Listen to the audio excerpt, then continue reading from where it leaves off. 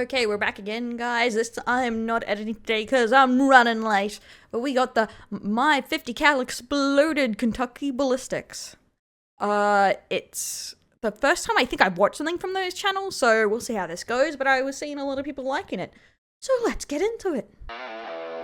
Dun, dun, What's dun, up, everybody? My name is Scott, and I'm gonna tell you about how my 50 He looks like he's been through a war. What the hell? cal exploded, and I almost bit the dust about 2 weeks ago. Ooh, that looks painful. So I know a lot of you are probably wanting me to explain my injuries, and I'm gonna do that, but I think it's best we start from the beginning. I know some of you are gonna try to skip around in this video. He's so committed to the YouTube grind, he's literally recording when he's half scuffed up like this. Jeez. I highly recommend you stay tuned. Oh my god, if he's gonna be in that spot this entire video, I'm moving my ass so I don't obstruct the view. And listen to all of this. But for those who are gonna skip around, let me clear something up first. I would never. This was not the Barrett that we tortured tested, and this was a complete freak accident. There's nothing that I did to have caused this. So April 9th, 2021, we come out here to shoot a fire hydrant with some slap rounds using my Serbu I'm gonna RN50. be honest, I can feel his comments saying he did something wrong. So we have the Serbu Even though he probably didn't. RN50 with the 36-inch long heavy barrel, and we're gonna go ahead and go big or go home and start out with this. This is a 50 BMG Him before all the damage. slap tracer round. The slap rounds tend to go a little to the right, so I aimed a little to the left, but this one actually hit true to where I was aiming. We hit right here, and you can see that thing is smoking. And then we blew right through the back of this thing. Everything was going pretty smooth. We shot the fire hydrant several times, but the slap rounds were acting a little funny. One of the slap rounds hit like 1.5 feet low and to the right. I say we hit it with one more slap round, but this time aim for the thickest part of the fire I cannot deal with how big that ball is. hydrant It's to see what huge. happens. I'm expecting something to just go wrong. Notice how much larger the muzzle flash is compared to the first slap round.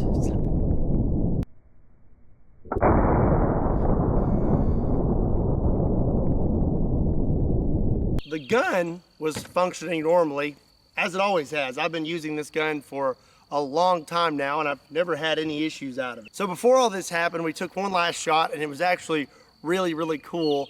The round was stuck out the back of the fire hydrant. This is a 50 BMG silver red tip armor piercing incendiary tracer. So we went through the top of the fire hydrant. Look at that. Oh my gosh. It's just stuck out the back. After that, I decided I was gonna take one cool. last shot with a slap round and try to hit the And this is when the mistakes are made.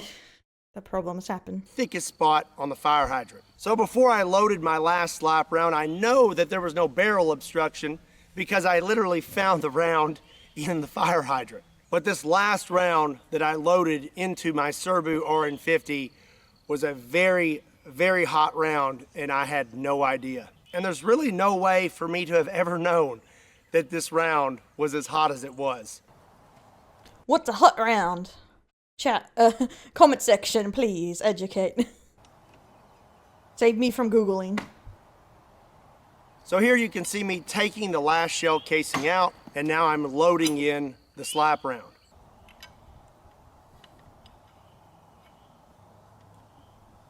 I screw the cap on all the way. I've just realized I've never seen a pistol or sniper rifle, whatever you call it like that, been loaded before. This is like the first time I've seen it. And the gun closes completely, and everything is functioning as normal. And one thing is something someone may mention is maybe I didn't screw the cap on all the way. Well, you can clearly see the cap is screwed on all the way, and this gun actually will not close if the cap is not screwed on all the way. So everything was functioning good on the gun.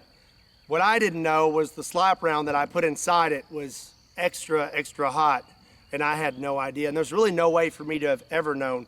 These rounds are extremely rare, and they're very old. They're like $100 a piece. These aren't manufactured anymore, and really there's no way you can really know what's happened to them over time as they've passed hand to hand. I was under the impression that these were genuine military surplus rounds and hadn't been tampered with. So now I'm gonna actually show you what happened. It's not graphic. All the graphic stuff happened after the fact, and I'm gonna tell you all about that, but I am gonna show you what happened just so you better not get me can demonetized. see what happened to Swear to God, man. But that seems really dangerous. I'm assuming he got the bullets from a shop, but I'm gonna be honest, I don't know anything about buying guns, so I'm just gonna take everything he said from it.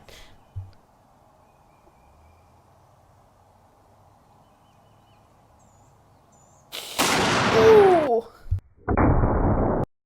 Moments before disaster, where you're just like, when is it gonna happen?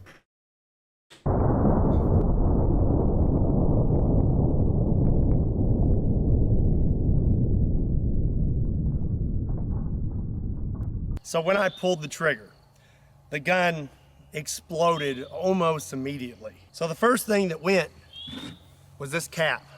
And this cap is solid steel, and it is very, very heavy. If you look right here, the threads are sheared off of this gun completely. I spoke with Mark Serbu, and he said that normal pressures are 55,000 PSI. And for those threads to have sheared off and this cap to have just blown off like that, we're looking at over 85,000 PSI. So the cap blows off. It's kind of hard to put these on because of my little nose brace. I'll explain. But safety glasses are on. And this cap, you can see this little crescent here. This cap hit me right there. I'm not really sure which way, probably more like this. But oh, that must have hurt. He's lucky he isn't like black and blue all over, but this is why safety goggles are important. No matter what you're doing, or even if it's only slightly dangerous. It struck me in the face. When this cap hit me in the face, it broke my orbital bone in 3 spots, here, here, and here. It also broke my nose, and that's why I have this on. I've had to have facial surgery to repair all this. Here's the really bad part though. So it's even worse than I thought. I wonder how long he's been in recovery already then, if he's no longer like black and blue in. Okay, my camera just turned off. This is gonna force me to edit this, I feel. Okay. Back to it. On this lower, normally there's these 2 ears that stick up right here. And this is what prevents you from closing the gun when the cap's not on all the way. If the cap is on all the way, it will fit perfectly right here with those ears pushed up against it. When the cap blew off the gun, it came straight back, shearing those ears off the lower. One of these is still at the hospital, and this is the one we found. This one zipped right past my head, went inside my hat, blew a hole through it, Jeez. and took it off my head what appears 7 to 8 feet. Now If he didn't actually like get his head hurt, like The that's other very one lucky. is what almost ended me. The other ear hit me right here in the throat. It proceeded to lacerate my jugular vein and then punctured a hole in my right lung. As for my hand, my best guess is this is what did it. In the video, you can see that the stock almost disappears Jesus. instantly. And it somehow, his lung, oh my God. I believe it came in a downward motion and hit my finger. You have your natural bend in your index finger. Well, this bone right here looked like a V. So my finger looked like a big W. So back to the lacerated jugular. I've now been hit in the throat, and I'm not really sure what happened because when this cap hit me in the face, I went blind in my right eye instantly. I have vision coming back now, and they say my eyes should make a full recovery. But in that moment, I went completely blind in this eye, and it was like I had been punched. Jesus. He was this close to being blinded. I went backwards, and I landed on all fours. A lot of you wonder who is behind the camera in my videos. This is my dad. His name is also Scott. Scott and Scott. I love his dad. If he had not been out here with me, that would have been it for me. He come running up and he let me know of my injuries because I was still in a daze. I've just been punched in the face by a big metal cap. And he let me know real quick that there was a hole in my neck and I was losing a lot of blood really fast. My dad shoved his thumb into my neck and said, "Put your thumb there." Now that I'm all gross. aware of what's going on, I took my left thumb, I took my shirt, wrapped it in my shirt, and I shoved it as far into my neck as possible. I was not aware that my jugular was lacerated, but I did know this is really bad. I have a law enforcement background, and I've been trained in injuries and wounds. Oh my god, that must have been so painful. Jeez. And gunshots and things like that. And I know very well that if you get hit in the neck, it's not good because you can't tourniquet a neck.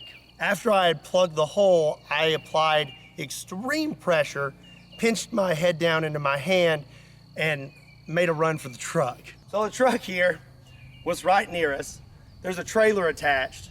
I had to run around the front. I jumped in the passenger seat.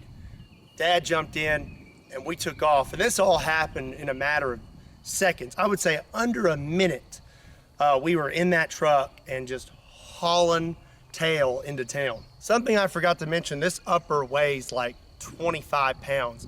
And you can see in the video that it just gets thrown off the table. So much pressure came out the back of this upper that it launched it off the table. It's an crazy people think about guns as like so willy-nilly, but the absolute power behind this insane amount of energy that was thrown into my body. So now we're driving very fast into town. I am applying constant pressure to my throat and I'm breathing very slowly, trying to control my heart rate because the faster your heart rate, the faster you're going to bleed. My dad's driving, so I thought it would be nice of me to call the ambulance.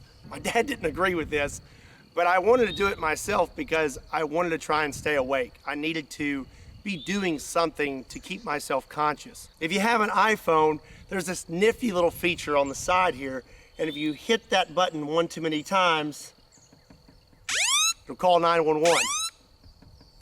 This can be kind of annoying when you're trying to shut off your alarm in the morning, but when he was thinking way clearer than I would have been if I was hit in that session. I would have been passed out. I would have died probably. I would have been like, ugh.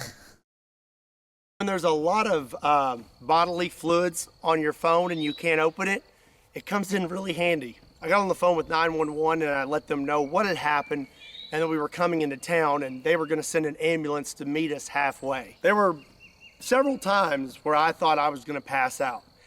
And I knew if I passed out that that was going to be it because my dad's driving. If I pass out, who's going to keep applying pressure to my neck to keep me from bleeding out? Times like this, you really need something to focus on, and I focused on my kids. I had their faces in my brain, and I just focused on them, and I fought as hard as I could. I stayed conscious the entire time. We met the ambulance halfway. They got me loaded up, and we took off towards the hospital. And like I said, I know that I was in a bad spot, and I don't know if you know this, but if your jugular is completely severed, you have 30 seconds. I knew that being hit in the throat, I may not have much time, but the closer we got to the hospital, the more my confidence built, and I thought, hey, maybe I'm gonna be all right. When I was in the ambulance, I asked them to cut my shirt off because I was having trouble breathing, and I thought maybe I'd been hit in the chest as well. They cut my shirt off, there wasn't anything there, but when I got to the hospital, they x-rayed me, and they said my right lung had collapsed because it had filled with blood, and that was from this little guy. Ooh, just I hear just gets puncturing worse my and lung worse. as well. So from there, they had to intubate me while I was wide awake, and I tell you, that is not fun. Take this long metal rod with a point on it, and they stick it through your rib cage, and it wasn't fun. After that, I was feeling a little better. I could breathe a little I bet it wasn't. I hope they pumped him full of some drugs before they did that. better. And then they wanted me to take my thumb out of my neck, and I was like, we're not taking my thumb out of my neck. You just wrap it up with some tape and stay there. But they told me I had to take my thumb out of my neck. So they had a bunch of gauze, and packing. And as soon as I pulled it out, they packed my throat. When I pulled my thumb out, that's when I saw my finger, and they said that I audibly said, "Oh, that's not good," because my finger looked like a big W. They informed me after that they were going to have to life flight me to Vanderbilt Ooh, just a W? What? Oh my God. Hospital in Nashville, Tennessee. Very, very good hospital with very, very good doctors. Obviously, I'm here making this video. Big shout out to Vanderbilt Hospital. You guys are the best. So now they're about to knock me out, and at this moment, Seeing this is America, I really hope he has insurance. I realized that this may be the last time that I see my wife or see my dad, because once they knock you out, you know, that's it. Either they're gonna fix you or you're not waking up. My wife had arrived. I called her in there, I held her hand, and we had words, and then I called my dad in to pray. And after that, I remember waking up in Vanderbilt Hospital, hooked up to every machine possible. I'm gonna throw some pictures in here. So they did a number on me. So you can see this cut here, and this actually goes all the way down to right here. To repair my jugular and my lung, they had to open up my chest completely. They cut me completely open. Oh, the recovery on that would be absolutely rough. I've heard people describe when you have heart surgery, when they open you up like that, it is so painful, the recovery. Just like open heart surgery. They told me a guy my size should hold 6 to 8 units of blood, and total, from all the blood I lost from the initial injury and the surgeries, they had to give me 5 units. There was also a chance that I could have had a stroke. To repair your jugular vein, they have to pinch it off. Well, your jugular vein supplies the oxygenated blood to your brain. So they can only pinch it off for so long. They pinch it off, they repair it, then after that, when they open it back up, all that blood rushes into your brain, and there's a chance you could have a stroke. Praise God, I did not have a stroke as well. As for my hand and my face, they had to do surgery on that as well. I have pins in my Realistically, he is probably very lucky. finger to hold it in place. And like I said, they had to repair my orbital bone in 3 spots. As you can see, they cut me here and right here. And they also cut inside my mouth, all the way back here to the front, to be able to get to all of those spots. So I had a breathing tube in, but I still wanted to talk. I wanted to know what had happened to me and what was going to happen. Well, my nurse, Cody, shout out to that guy, best nurse ever, brought me a dry erase board so that I could write and ask questions. I wanted to talk. When the person in the family that can't shut up gets injured, give me a board. Give it to me. Talk to my wife. Well, he would call her for me, and then I would write out what I wanted to say, and he would say it over the phone for me, and then I could sit there and talk to my wife. Also, I really wanted a mellow yellow. I was craving it so bad. Why don't I just imagine poor Cody just reading the board saying, "Tell my wife I love her." Man, please. I said love her, writing on the board. When I was finally unhooked from everything, I remember sitting in my room, and he peeked his head in. He was like, "Can you eat and drink now?" And I said, "Yeah." And he handed me a mellow yellow. Coolest nurse ever. So for about 2 days, I had tubes coming out of the front of my chest, 1 tube coming out of my right side, and 1 tube coming out from behind my collarbone to drain everything around my lungs. And I had to carry this little vacuum pack with me. They removed those really quick. I'm healing extremely fast. They kicked me out of trauma within a few days. This happened on April 9th, which is a Friday. I went home the following Saturday. There is a lot more to this story when it comes to my injuries and everything that I had to do to overcome them. Long story short, I shouldn't be standing here. I should be 6 foot under, and if it wasn't for God, I wouldn't be talking to you right now. So I know there's one big question that you're all wondering. Well, and obviously, what's gonna happen well, obviously the doctors too, and Cody. to Kentucky Ballistics, and am I gonna keep making videos? And the answer to that is absolutely. I'm not gonna quit doing what I love. Dude's cruising from a bruising from his wife though with this. You're not even, he's like not even healed yet. And he's like, "Yeah, of course I'm going back to playing with guns, wife." She's like, Just insert a Marge here. Because of a freak accident. there's nothing that can keep me from continuing on. I love what I do, and I appreciate every single one of you. I am healing at a Wolverine rate. I am healing so fast that really a lot of people have been kind of confused at how fast I'm healing. That's God, He's healing me quick. And I'm gonna keep making videos, and I cannot wait to get back out here. I have some videos planned. I've watched too many comedy videos. I keep expecting it to pan to his very upset wife about this. So it's like, yeah, of course I'm going straight back, pans to an angry wife. I'm watching too much TikTok of angry, like, wife-husband duos. And I think you're gonna like them. It's gonna be some really funny stuff. Also, I know there's gonna be a good bit of you that want to support me while I'm healing, and I really, really appreciate that, but I don't want to do a GoFundMe or anything like that. If you want to help me out, I want you to get something out of it too. So we got some new shirts. The doctors told me that if it wasn't for this thumb, that I would have died. This thumb saved my life, and my wife came up with this saying. She said, just put a thumb in it. And I thought that was the funniest thing ever. So that's what we're going with. What a good sport. His wife does sound like a hoot, though, from that. She just makes it into a comedy situation. It's like, yeah, just put a thumb in it. We have just put a thumb in it shirts. I think these are awesome. And if you want to support me, there's a link in the description down below. They're available now. Pick you up a shirt and support Kentucky Ballistics.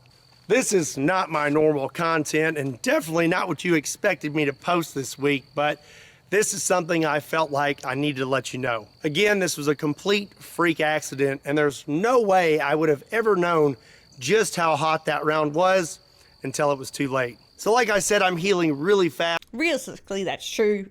Accidents can just happen, and you're just very unlucky. Yeah, guns are dangerous, but he does usually deal with them very professionally, from a lot of the gun YouTubers are. So as long as he does that, it's just as much at risk as doing anything. There's always some chance of a freak accident.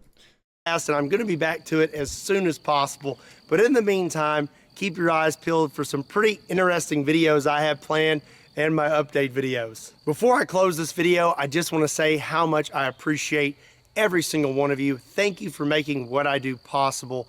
And I know that the majority of you are going to be extremely supportive right now, and I really, really appreciate that. Don't forget, if you want to pick up a shirt, there's a link in the description down below. And as always, my name is Scott. My name is Scott, and you will most definitely see me next time.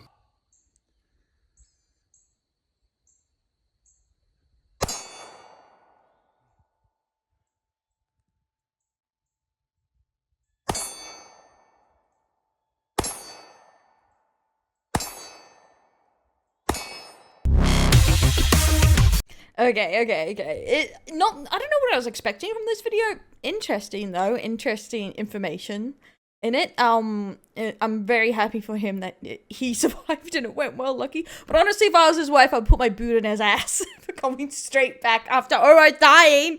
But what can I say? I'm a bit fiery about this stuff. But to be fair, this is his work. Like, I'm assuming this is mostly his work, so I understand the hesitation. Like, you can't just quit your job, but I would be so concerned. I'd be so fucking concerned. And that he probably would never hear the end of it. My future husband's going to be so blessed, obviously. But thanks for watching, guys. This was interesting. This feels incredibly wrong being on this side of the screen. I'm usually on the right, but it is what it is. Thank you for watching. If you want to like and subscribe or whatever, or put it down in, yeah, very professional or whatever, or put a comment down below on what you want me to react to next, or what you thought of this video, and I'll catch you next time, my delinquents. Bye-bye.